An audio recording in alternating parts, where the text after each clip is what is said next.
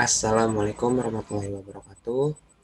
Perkenalkan, nama saya Jarek Enggi Prasetyo dari kelas B. Saya akan mempresentasikan tentang Social Identity Theory.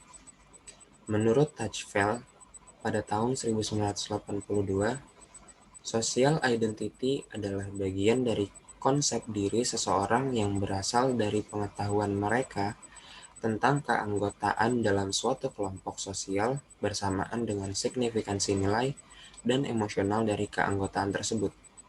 Social identity berkaitan dengan keterlibatan, rasa peduli, dan juga rasa bangga dari keanggotaan dalam suatu kelompok tertentu. Dalam social identity theory, Tajfel mengemukakan bahwa ada 4 hal yang perlu dibahas. Yang pertama, ada kategori sosial. Yang kedua, ada identitas sosial. Yang ketiga, ada perbandingan sosial. Yang keempat, kekhasan psikologis.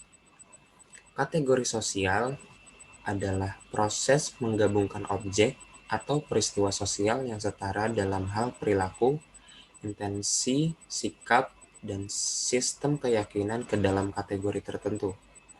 Yang kedua, identitas sosial adalah bagian dari konsep diri individu yang diperoleh dari pengetahuannya mengenai kelompok serta kelekatan emosional individu dengan kelompok tersebut.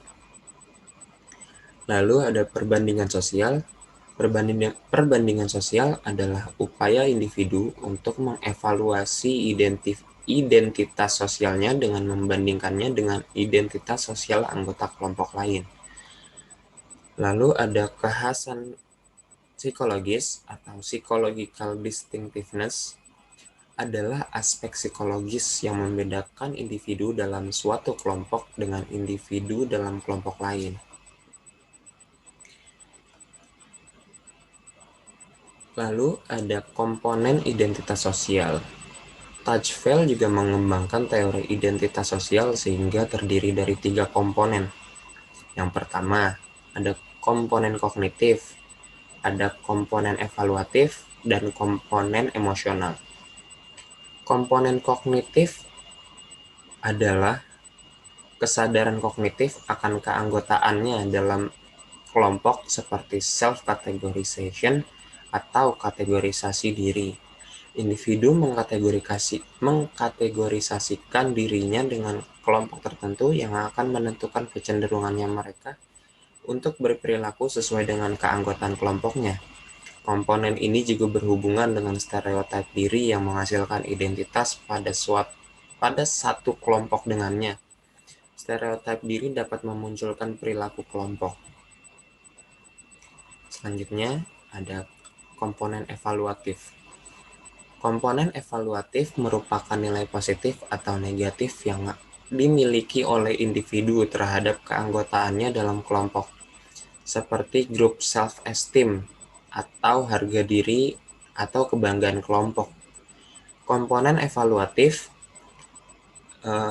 menekankan pada nilai-nilai yang dimiliki individu terhadap keanggotaan kelompoknya. Lalu ada komponen emosional. Komponen emosional merupakan perasaan keterlibatan emosional terhadap kelompok seperti komitmen efektif. Komponen emosional ini lebih menekankan pada seberapa besar perasaan emosional yang dimiliki individu terhadap kelompoknya. Komitmen afektif cenderung lebih kuat dalam kelompok yang dievaluasi secara positif karena kelompok lebih berkontribusi terhadap identitas sosial yang positif. Hal ini menunjukkan bahwa identitas individu sebagai anggota kelompok sangat penting dalam menunjukkan keterlibatan emosionalnya yang kuat terhadap kelompoknya walaupun kelompoknya diberikan karakteristik negatif. Sekian dari saya. Wassalamualaikum warahmatullahi wabarakatuh.